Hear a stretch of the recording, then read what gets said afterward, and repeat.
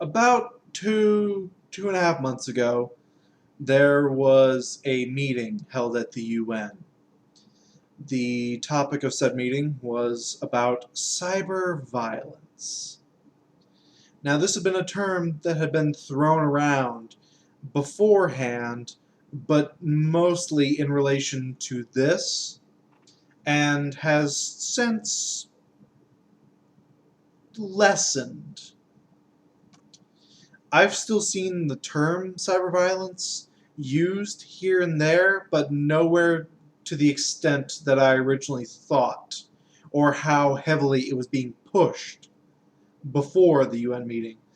My belief behind this is that people saw the severely negative backlash towards the UN meeting about cyber violence, and they have tried to distance themselves from this term in general. That's not to say that it's completely disappeared, but I have not seen it anywhere nearly as much as I was expecting in relation to how heavily it was used before the meeting.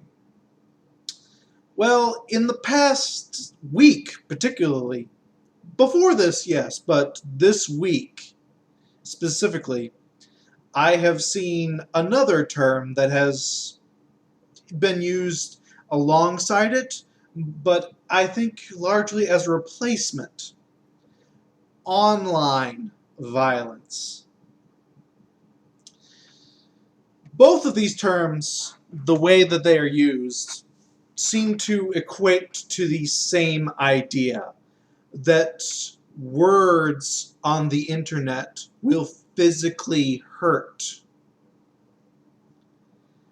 I don't understand how people can come to that idea.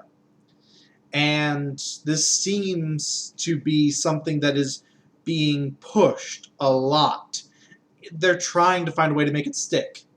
And this is just another round of this again.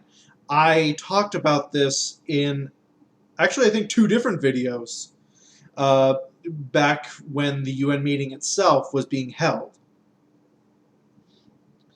And here we go yet again. Except this time there's a much stronger push than there was before. Before, it was just the media that was heavily pushing the term cyber violence. This time, I have seen cyber violence from not only the media, from politicians, from corporations, from the head of Google, for fuck's sake. And it's the same every time I see it. Violent actions taken online. Maybe I'm the one that's out of touch or have lost it, but you cannot commit violence online. It is a physical impossibility. Inflicting violence is, okay, that's violence right there.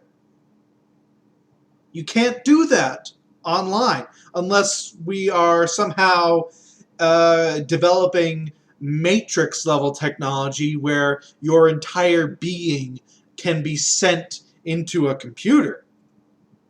Then yeah, that exists. But until such Matrix universe exists, we can't do that. I'm sorry, it does not exist. You can hurt feelings with words, yes. You can't cause physical harm with words. I don't get why this is so heavily pushed. I can understand from a corporation standpoint why it is, because their end game is what I'm about to describe. I don't understand why people, especially the media, are doing this though.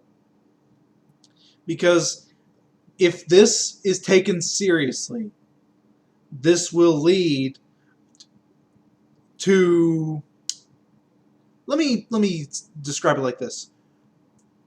If the idea that online violence causes actual physical real-world harm, who do you think will be the ones that will be in charge of stopping that? Who do you think will be the ones that will offer up ways to protect you? This has been a tried and true successful measure that the government does. Not just the United States government, any government in the world. They take away your rights with the promise of protecting you. This has been shown time and time again to be the modus operandi. I will use the US, the Patriot Act, as the prime example I can think of. We will protect you from terrorism by spying on everyone's phone.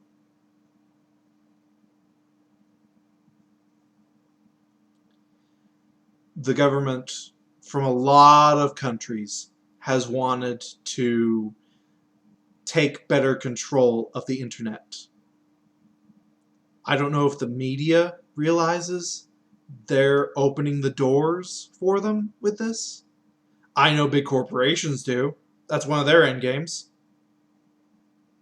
I don't know if people who are saying that online violence is a thing, I don't know if they realize what they're opening up.